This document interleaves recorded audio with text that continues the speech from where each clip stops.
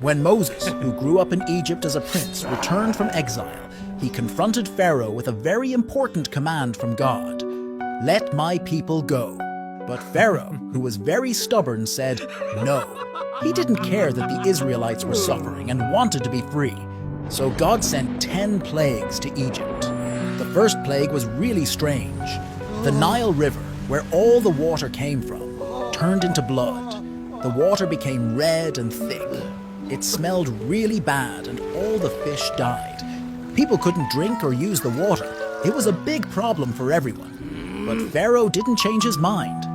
Then God sent a plague of frogs. They came from the river and were everywhere.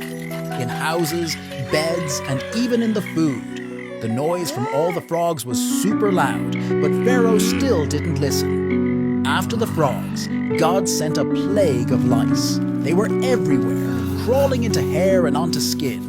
They made everyone itchy, even the animals. It was really uncomfortable. People tried to get rid of them, but it was impossible.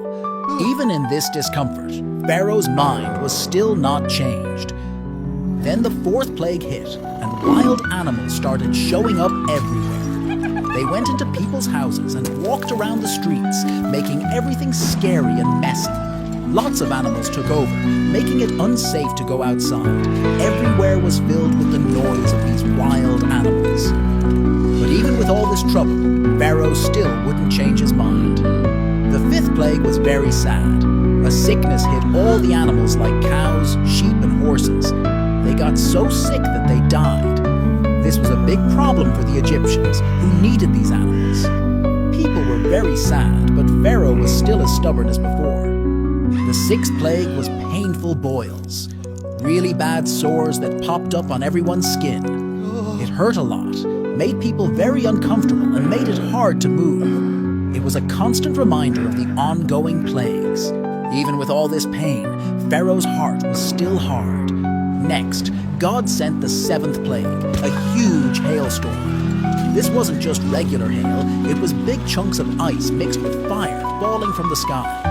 It smashed the plants and trees and hurt anyone outside. Egypt had never seen such a violent storm, but Pharaoh still wouldn't budge. After the hail, God sent the eighth plague, locusts.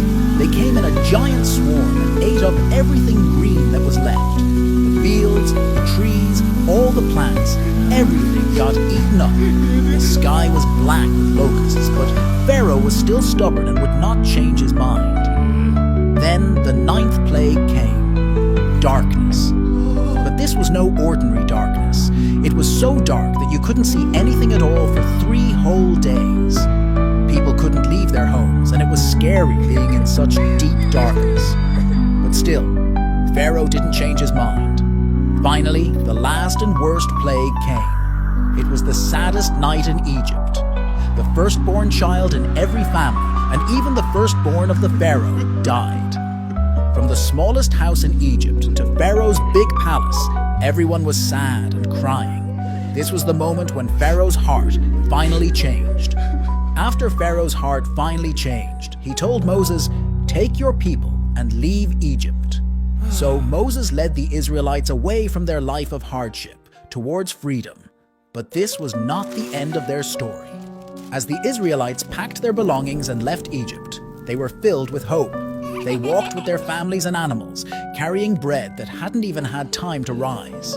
The night was quiet, but their hearts were loud with joy. But soon, Pharaoh's heart turned hard again. He thought, "What have we done, letting all those people go?" So Pharaoh changed his mind. He called his soldiers and got his chariots ready. With his army, Pharaoh chased after the Israelites, wanting to bring them back. The Israelites, seeing Pharaoh and his army coming closer, were terrified. They felt trapped with the Red Sea in front of them and Pharaoh's army behind them. They cried out to Moses, scared of what was about to happen. Moses told them not to be afraid. He said, "Stand still, and you will see how God will save us today." Then Moses raised his staff over the sea, and something incredible happened. God made a strong wind blow, and the waters of the Red Sea split apart.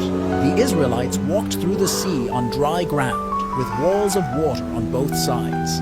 It was a path of escape no one could have imagined. As they walked all night, their path illuminated by a miraculous light, they marveled at the sights around them. Through the clear walls of water, they could see fish of every color and size, swimming in and out of the coral in the sea's hidden depths. They saw creatures they had never seen before, wonders of the deep that glowed with their own light, casting a beautiful glow on the path ahead. By morning, they had reached the other side, safe from Pharaoh's reach. When Pharaoh's army tried to follow them through the sea, the waters came back together. The chariots, horses, and soldiers were all swept away. Pharaoh's army couldn't hurt the Israelites anymore. After crossing the sea, the Israelites knew they were truly free. They sang and danced, praising God for the great escape. Moses and the people looked back at the sea, thankful for the miracle that led them to freedom. This incredible journey showed the Israelites that with faith in God, even the deepest waters can part, making a way where there seemed to be none.